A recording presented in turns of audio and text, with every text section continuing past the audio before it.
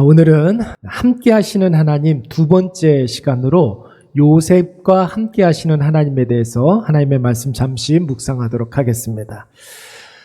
여러분, 사람들은 자기 인생에 있어서 굉장히 관심이 많이 있습니다. 당연하죠. 내 인생 내가 사는데 내가 관심 갖지 않으면 누가 관심을 갖겠습니까? 그런데 여러분, 내 인생이 어떤 인생인가?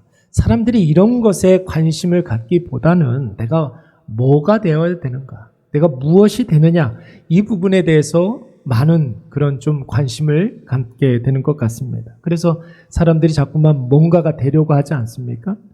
아이들에게 미래를 이야기할 때 너 이 다음에 커서 뭐가 될래? 이런 질문은 많이 하죠. 근데 어른들이 너 이 다음에 커서 어떤 사람 될래? 이런 질문은 잘 안 합니다. 여러분, 사람들이 서로 축하하고 칭찬하는 일들을 한번 생각을 해보십시오. 뭔가가 되면 축하를 하고 칭찬을 합니다. 대학생이 되었을 때, 직장인이 되었을 때, 사실 여러분 대학에 들어가면 고등학교 때보다 해야 할 일들이 더 많습니다. 고달픈 일들이 훨씬 더 많아요. 그런데 대학생 되었다고 축하합니다. 여러분, 직장인 되면은 얼마나 해야 할 일이 많이 있습니까? 직장을 다니다 보면은 신경 쓸 일들도 굉장히 많고, 직장 안 다닐 때보다 직장 다니게 되면 스트레스 받을 일들이 굉장히 많아요. 근데 취업했다고 축하한대요. 취업했다고 칭찬을 합니다. 결혼하면 여러분 어떻습니까? 그렇죠. 결혼하면 축하를 많이 합니다. 결혼했다고 잘했다고 칭찬을 합니다. 그런데 여러분, 결혼하고 나면은 가정생활 한다는 것이 여러분 결혼을 하기 전보다 훨씬 더 해야 할 일들도 많고 신경 쓸 일들도 많이 있습니다. 새로운 사람을 여러분 소개를 할 때, 그리고 소개를 받을 때 제일 먼저 우리가 뭐부터 이야기합니까? 그 사람 직업부터 이야기해요.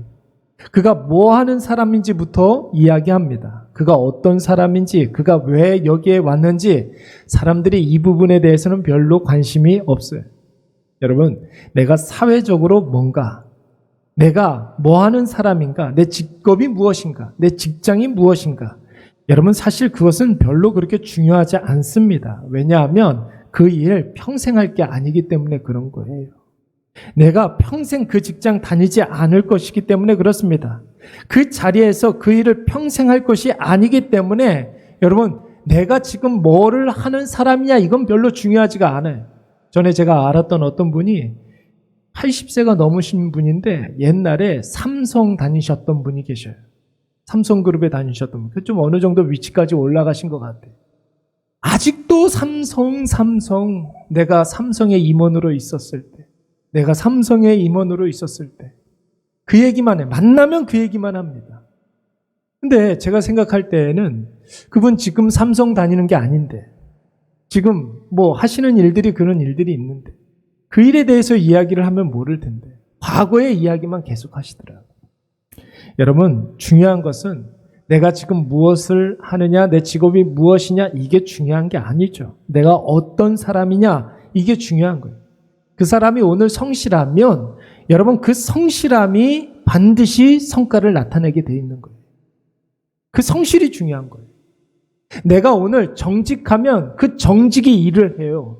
그러니까 그 사람이 있는, 그 정직한 사람이 있는 그곳에는 많은 사람들이 안심을 하게 되는 것입니다.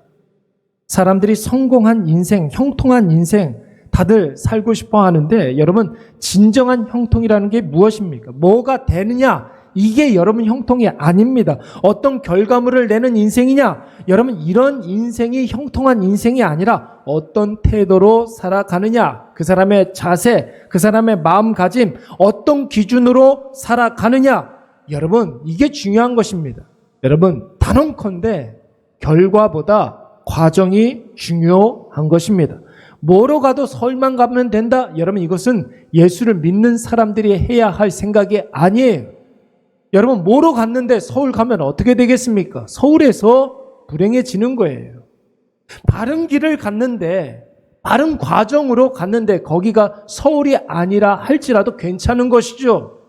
그 길이 내가 생각했던 것보다 서울보다 더 큰 도시일 수가 있는 거예요. 아니면 서울이 아니면 어떻습니까? 내가 바른 길을 갔는데 오늘 우리는 하나님께서 함께한 사람 요셉에 대해서 생각을 해보려고 합니다. 여러분 2절 말씀해 보면 요셉이 어떤 사람인지에 대해서 성경은 이렇게 이야기하고 있습니다. 우리 2절 말씀 다 같이 읽어보도록 하겠습니다. 시작. 여호와께서 요셉과 함께 하심으로 그가 형통한 자가 되어 그의 주인 애굽 사람의 집에 있으니. 아멘. 여러분 하나님이 요셉과 함께 하셨더니 요셉이 어떤 사람이 되었다고 그랬습니까? 형통한 사람이 되어 그랬어요. 형통한 사람이 되어. 여러분 어떤 사람이 형통한 사람일까요? 하나님과 함께하는 사람. 하나님과 함께 하십니까? 하나님과 함께 하십니까, 여러분? 예, 그렇다면 여러분들 다 형통한 사람들이에요. 하나님과 오늘 함께하는 사람이라면 그 사람은 형통한 사람인 줄로 믿습니다. 그렇다면 여러분 성경에서 말하는 형통은 어떤 의미가 있을까요? 우리가 형통하면은 만사, 형통, 무사, 안일, 태평, 성대 이런 것을 떠올리죠. 가진 게 많고 높은 자리에 올라가고 많은 것을 누리면서 아무 일도 일어나지 않고 무탈하게 사는 것, 여러분 이런 것을 우리는 형통이라고 생각합니다. 어떤 연예인이 어떤 인터뷰에서 그런 이야기를 하더라고요. 자기가 생각하는 행복이라는 것은 뭐냐면 그날 밤에 잘 때 아무 근심 걱정 없이 무탈하게 자는 것, 이게 행복이라고 생각합니다. 이렇게 이야기를 하는데 말은 굉장히 멋있는데 여러분 그런 인생이 어디 있습니까? 그런 인생이 어디 있어요? 이런 게 형통이 맞습니까? 우리가 원하는 형통이 정말 그런 것입니까? 잠 잘 자는 것? 죄송하지만 그런 삶은 없어요. 이런 게 형통할 리가 없습니다. 우리말 형통하다라는 말의 히브리어 짜라흐 이렇게 발음을 하는데 여러분 이 짜라흐 이 말은 돌진하다, 전진하다, 나아가다, 과정을 밟다, 순서를 지키다, 어떤 과정 이런 것을 의미하는 말이에요. 여러분 이 짜라흐라는 말의 어원이 뭐냐면 하돔이라는 말인데 이 하돔은 발판, 도약대, 디딤돌 이런 뜻이 있습니다. 여러분 그렇다면 형통은 무슨 뜻입니까? 혼자서 막 달려가는 게 아니에요. 아무리 혼자서 막 달려가 보십시오. 노력해 보십시오. 언제나 제자리에. 어디론가 달려가도 다 낭떠러집니다. 그러나 여러분 발판을 밟으면 더 높이 올라갈 수 있고 더 멀리 바라볼 수 있고 더 오래 나아갈 수 있습니다. 여러분 이 발판, 이 디딤돌, 이 도약대 누구입니까? 반석이신 예수 그리스도인 줄로 믿습니다. 하나님이신 예수 그리스도와 함께하면 여러분 그 자체가 형통인 줄로 믿습니다. 내가 예수 그리스도를 반석이신 예수 그리스도를 디딤돌 삼아 살아가면 더 멀리 볼 수 있고 더 높이 올라갈 수가 있는 거예요. 형통은 뭔가가 된 상태를 말하는 게 아니에요. 어떤 결과물을 의미하는 말이 아닙니다. 하나님과 함께하는 그 상태, 하나님이 원하는 삶을 살아내고 그 하나님께서 우리에게 향한 하나님의 뜻이 내 안에 이렇게 쌓여가는 과정, 하나님의 뜻이 내 안에 쌓여가는 과정, 해결되어져 가는 그 과정, 그것을 우리는 형통이라고 이야기하는 것입니다. 그러니까 여러분 나이 먹고 내 인생 내가 이렇게 무슨 업적을 쌓아 올리지 않아도 괜찮은 거예요. 내 평생 가운데 하나님과 함께 했다면 여러분 그 인생은 형통한 인생을 산 줄로 믿습니다. 사람들이 생각할 때 내세울 만한 것 아무것도 없어도 상관없어요. 여러분 그런 사람이 누가 있습니까? 다 은퇴해가지고 내가 내세울 만한 것이 뭐가 있겠어요? 근데 내 인생 가운데 하나님과 함께 하시고 하나님이 나를 지켜내 주시고 하나님께서 내 인생을 인도해 주셨다는 것 한 가지만 있어도 그 사람의 인생은 형통한 인생인 줄로 믿습니다.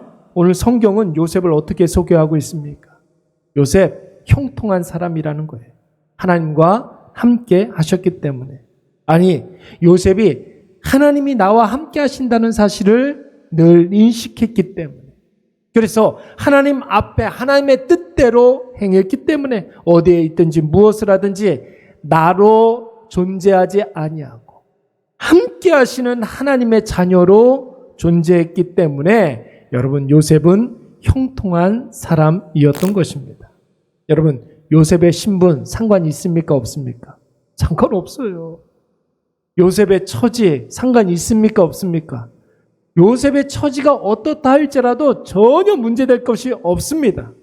성경이 요셉은 하나님의 함께 하심으로 형통한 사람이라고 했을 때 여러분 요셉이 지금 어디에 있습니까? 요셉의 신분이 뭐예요? 보디발의 집에 있다라고 그랬어요. 보디발의 집에 있다라는 것은 뭐예요? 그의 위치가 노예라는 거예요. 그의 신분이 종이라는 것입니다. 여러분 당시에 애굽 나라의 노예라는 것은 짐승보다 못한 존재로 여겨졌어요. 짐승보다 못한 존재. 사람 대접은커녕 재산 중에서도 소모품에 지나지 않습니다. 소모품 쓰고 버리는 거. 이런 거라고요. 인간적인 기준으로 봤을 때 여러분 요셉이 정말 형통한 사람 맞습니까? 소모품인데? 그 어떤 누구도 주목하지 않았는데? 여러분 이 장면이 지나고 나면 요셉의 신분이 조금 바뀌어요. 지금은 보디발의 집의 노예잖아요. 종이잖아요. 근데 여러분 한 장을 넘겨가면은 노예보다 더 못한 존재로 전락해버리고 맙니다. 노예도 억울한데 주인의 아내를 겁탈하려고 했던 파렴치한 강간 미수범으로 감옥에 갇히게 됩니다. 물론 이제 억울한 일들 때문에 그랬죠. 근데 신분이 노예에서 죄수로 바뀌게 됩니다. 여러분 요셉이 형통한 삶을 살았습니까? 직업만 놓고 보면 절대로 요셉은 형통한 사람이라고 이야기할 수 없어요, 여러분. 감옥이라는 말과 형통이라는 말이 어떻게 같이 쓸 수 있겠습니까? 감옥 안에서도 형통하더라. 말이 돼야 한대요. 나 형통하기 위해서 감옥 가야지. 이런 사람이 있어요, 없어요? 그런 사람은 없어요. 아무리 여러분 감옥에서도 간수들에게 인정을 받아서 감옥 안에 총무일을 맡아봤다 할지라도 그가 형통한 사람이라고 이야기할 수가 없는 거예요. 나 감옥에 총무되기 위해서 감옥 가야지. 이런 사람 없는 거예요, 여러분.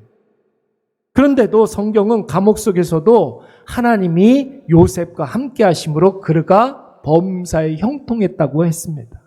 23절 말씀에 보니까 그냥 형통한 게 아니라 범사에 형통했다고 그랬어요. 하나님의 관심은 그가 뭐냐, 직업이 뭐냐, 어떤 일을 하느냐, 지금 그가 있는 곳이 어디냐, 이런 게 중요하지 않아요, 여러분.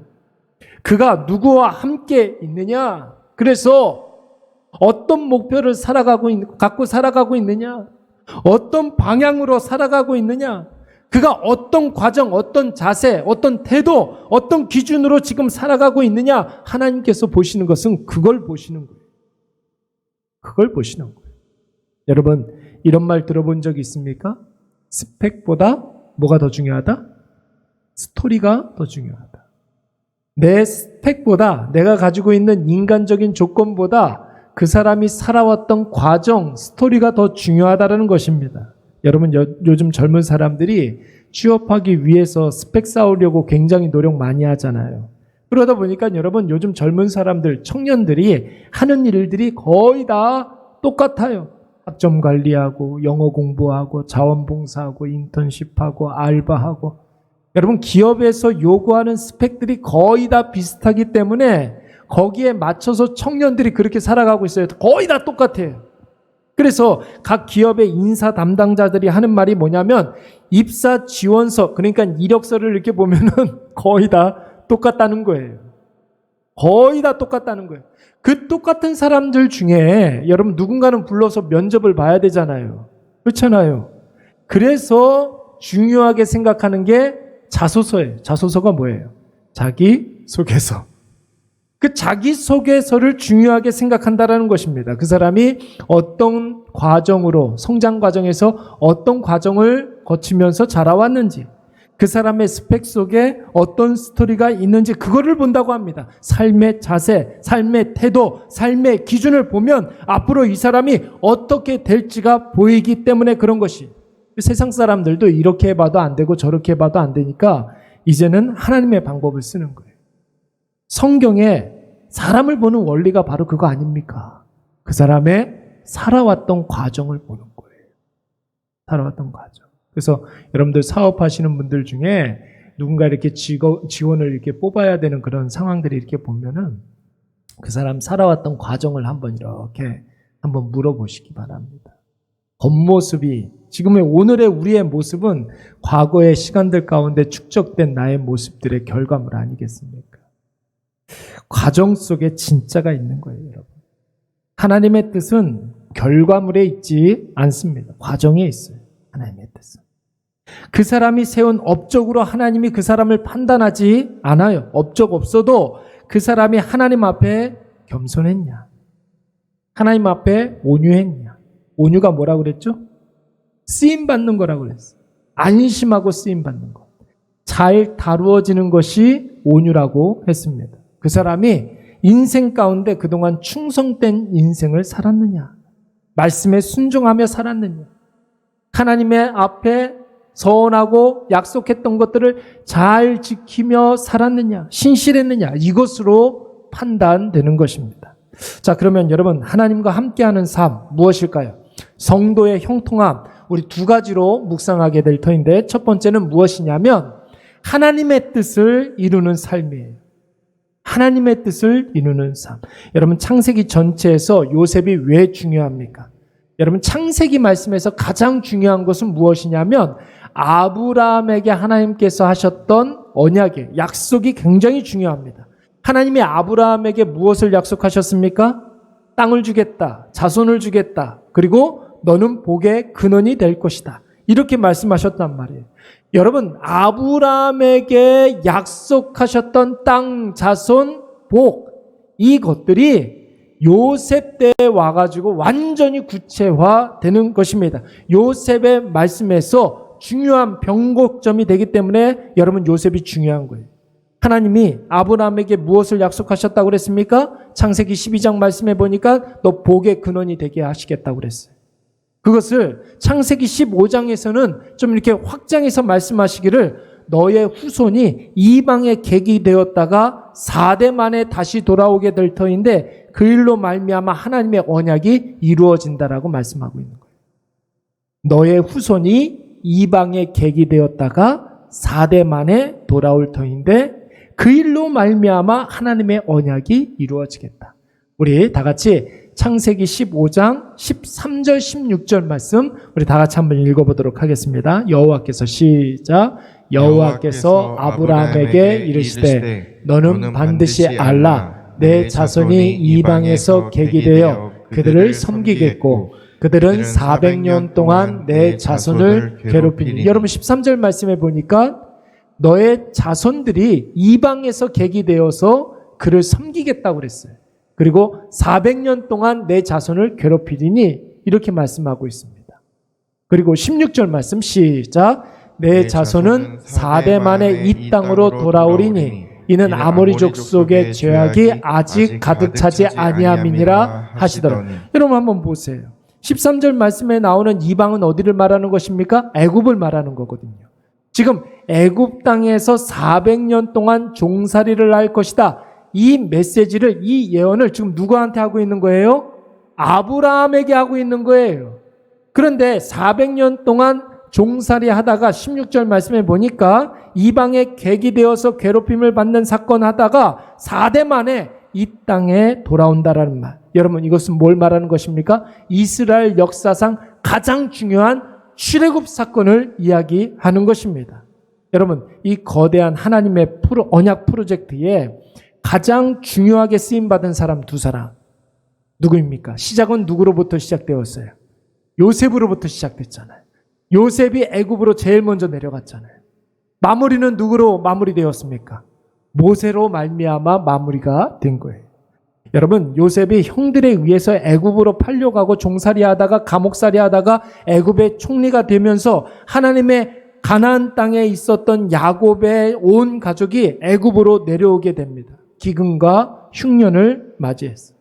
여러분 이 본문의 상황에서 하나님의 뜻과 하나님의 계획이 지금 잘 이루어지고 있습니까? 안 이루어지고 있습니까? 잘 이루어지고 있잖아요. 누구를 통해서? 요셉을 통해서. 요셉이 야곱의 집에 살다가 형들에 의해서 종으로 애굽으로 팔려가게 되고 거기에서 감옥으로 갔다가 애굽 총리가 됩니다. 자, 하나님의 입장에서 이렇게 놓고 보면은 하나님의 뜻이 이루어지고 있습니까? 안 이루어지고 있습니까? 이루어지고 있어요. 누가 순종했기 때문에? 요셉이 순종했기 때문에. 그래서 여러분, 하나님의 뜻이 요셉을 통해서 지금 이루어지고 있기 때문에 요셉을 형통한 사람이라고 이야기하는 거예요. 하나님의 뜻에 자기가 쓰임받는 사람이 바로 형통한 사람인 줄로 믿습니다. 요셉을 통해서 하나님의 언약과 하나님의 뜻이 잘 이루어지고 있어요. 이 일을 위해서 하나님이 요셉과 함께 하신 것입니다. 요셉이 채색 옷을 입었을 때에도, 요셉이 형들에게 왕따를 당할 때에도 하나님께서 요셉과 함께 하셔서 그를 형통하게 하셨고, 애굽의 노예로 팔려갈 때에도, 누명 쓰고 감방에 가 있을 때에도, 애굽의 총리가 되어 있을 때에도 하나님께서 요셉과 함께 하셔서 그를 형통하게 하셨습니다. 하나님은 요셉과 함께 하셔서 그를 통해서 하나님의 뜻과 하나님의 계획과 하나님의 언약을 지금 성취해 가고 있는 거예요. 여러분, 오늘 나를 통해서 하나님의 뜻이 이루어지고 있다면 저와 여러분은 형통한 사람인 줄로 믿습니다. 인간적으로 이렇게 놓고 보면은 여러분, 우리가 내세울 게 뭐가 있습니까? 세상적으로 보면. 근데 여러분, 우리가 우리의 인생의 방향을 세상에 놓고 이렇게 살아가는 사람들이 아니잖아요. 그러니까 여러분, 우리가 어떤 모습이어도 괜찮은 거예요.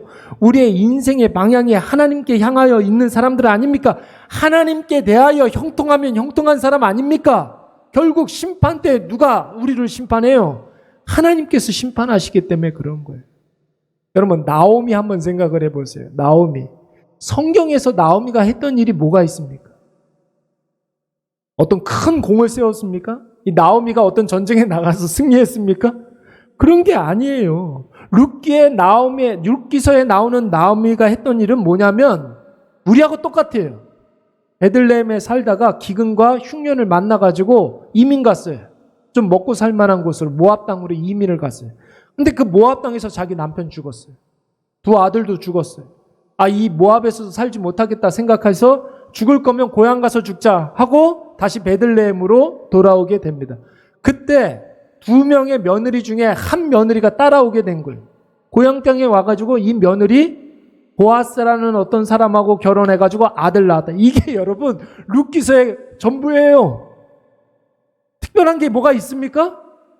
없죠.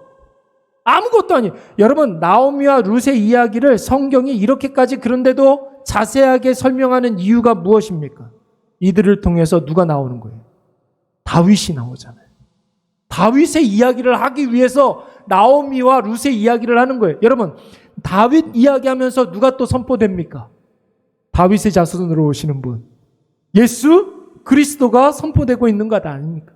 예수 그리스도를 통해서 온 인류를 구원하시는 사랑의 하나님, 하나님의 헤세드, 그 언약의 성취를 지금 선포하기 위해서 나오미와 룻의 이야기를 이렇게 자세하게 이야기하는 거예요. 여러분, 나오미가 특별합니까? 인간적인 눈으로 보세요. 세상에 이렇게 살았던 여인들이, 여러분, 나오미보다 더 어렵게 살았던 여인들이 얼마나 많은지 몰라요. 그렇죠. 나오미보다 훨씬 더 어렵게 살았던 사람들이 여러분 우리나라에도 많고 우리 주변에도 많아요.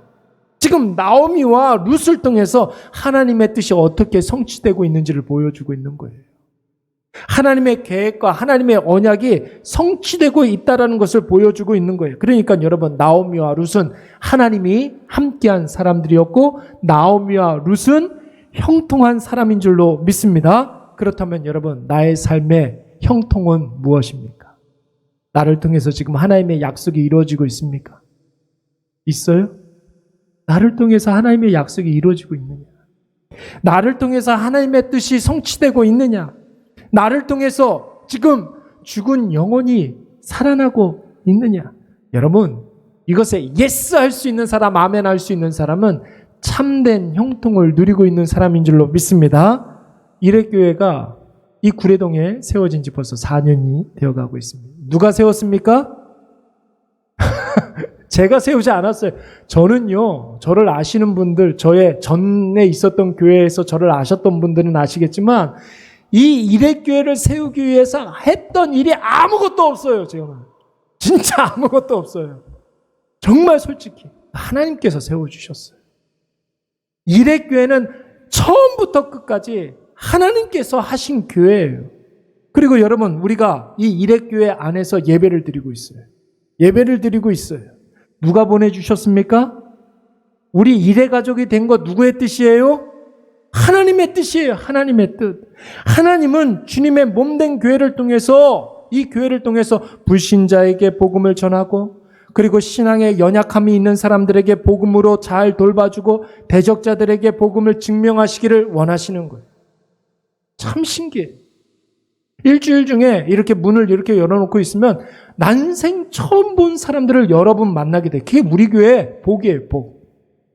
피부과 통해서 화장실 가고 싶으신 분들이 우리 교회를 보면서 와요. 난생 처음 보는 사람들을 일주일 중에 여러 명 만나요. 이것도 여러분 얼마나 큰 기적 같은 일인지 몰라요. 그런 사람들 중에는 불신자가 있고 신앙이 약간 지금 조금 방학하고 계신 분들도 있고 대적자들도 있어요. 여러분 그 사람들을 만나면서 하나님께서 이 교회를 이곳에 세워주신 이유가 무엇인가를 매일같이 느끼게 되는 거예요. 이 느낌, 이 감격 여러분들도 느끼시기 바랍니다. 이게 있어야 되는 거예요. 이게 있어야 돼요. 하나님께서 오늘 우리 교회를 통해서 성령의 역사를 지금 보여주고 있으시잖아요. 그렇다면 그 하나님의 뜻이 지금 나를 통해서 이 교회를 통해서 지금 성취되고 있는가? 여러분 이 질문에 아멘 해야 될 줄로 믿습니다. 그러면 우리의 모든 삶이 형통한 인생이라는 거예요. 형통한 교회가 되는 거예요. 형통한 교회, 형통한 교회. 이름 바꿔야 되겠어요. 형통한 교회. 오늘 날 향한 하나님의 뜻을 깊이 묵상하시기 바랍니다. 그리고 말씀으로 깨닫게 된 하나님의 뜻을 위하여 쓰임 받으시기 바랍니다. 그래서 하나님께서 함께 하시는 이 세상에서 가장 형통한 사람이 되시는 저와 여러분이 되시기를 간절히 축원합니다. 두 번째로 하나님이 함께 하시는 형통이라는 것은 뭐냐면은 남에게 복이 되는 삶이라는 거예요. 남에게 복이 되는 사람. 여러분 우리 5절 말씀 한번 다 같이 읽어보도록 하겠습니다. 5절 시작. 그가 요셉에게 자기 집과 그의 모든 소유물을 주관하게 한 때부터 여호와께서 요셉을 위하여 이 애굽 사람의 집에 복을 내리심으로 여호와의 복이 그의 집과 밭에 있는 모든 소유에 미친지라. 아멘. 하나님이 요셉과 함께 하시니까 요셉이 형통한 사람이 되어서 하나님의 뜻을 이루는데 도구로 쓰임받고 또 요셉을 통해서 하나님께서 어떻게 일을 하셨습니까? 분명해지니까 보디발이 복을 받게 된 거예요. 여러분 보디발 집안에 있는 사람들이 요셉으로 말미암아 복을 받게 되었어요. 여러분 사람뿐만 아니라 보디발의 집에 있는 가축도 요셉을 통해서 복을 받았고 여러분 보디발이 가지고 있었던 모든 것들이 이 요셉을 통해서 복을 받은 줄로 믿습니다. 얼마나 신나요 여러분. 얼마나 신납니까? 예수 그리스도를 구주와 주님으로 영접해서 하나님의 자녀가 되었다는 것은 이미 여러분 우리가 복을 받은 사람이라는 것을 의미하는 거예요. 저와 여러분은 이미 복 받은 사람인 줄로 믿습니다. 예수 그리스도를 구주와 주님으로 영접했잖아요. 그것 자체가 여러분 복이에요. 우리의 존재가 바뀌고 소속이 바뀌고 신분이 바뀌었다고 하지 않았습니까? 그래서 하나님께서 오늘 우리와 함께 하시는 거예요. 그래서 우리를 지켜주시고 우리를 인도해 가신다는 거예요. 복받은 사람, 이미 복받은 사람이에요. 근데 여러분 이보다 더 큰 복을 우리가 구할 필요가 없어요.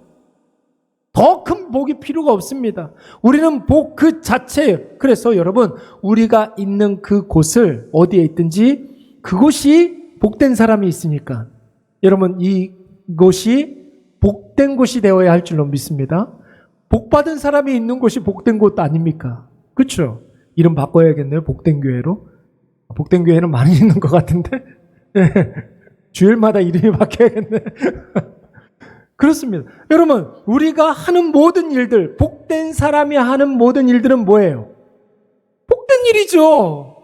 여러분이 뭘 하든지 설거지를 하든지 빨래를 하든지 치우든지 뭘 하든지 간에 그 모든 일들은 다 복된 일이에요. 왜요? 내가 복을 받은 사람이니까.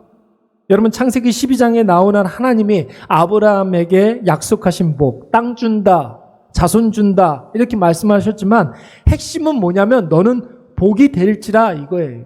여러분 12장 2절 말씀에 보니까 뭐라고 그랬어요? 너는 복이 될지라. 옛날 성경에는 너는 복의 근원이 될지라 이랬단 말이에요. 그런데 원어로 정확하게 해석을 하면 너는 복 그 자체라는 거예요. 너는 그 복 자체다. 네가 있는 곳은 복된 곳이다. 네가 만나는 사람들은 다 너로 인해서 복을 받을 것이다. 그러니까 여러분 3절 말씀에 땅의 모든 족속이 너로 말미암아 복을 얻을 것이라 이렇게 이야기했잖아요. 여러분, 여러분들의 자녀를 위해서 기도할 때 우리 자녀를 통해서 많은 사람이 복을 받게 해 주시옵소서 이렇게 기도하시기 바랍니다. 내 자녀 복 받게 해 주시옵소서 이렇게 기도하는 것도 물론 좋아요, 여러분.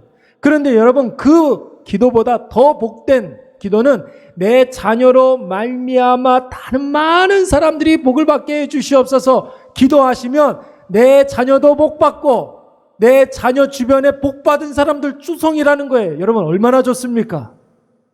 아니에요?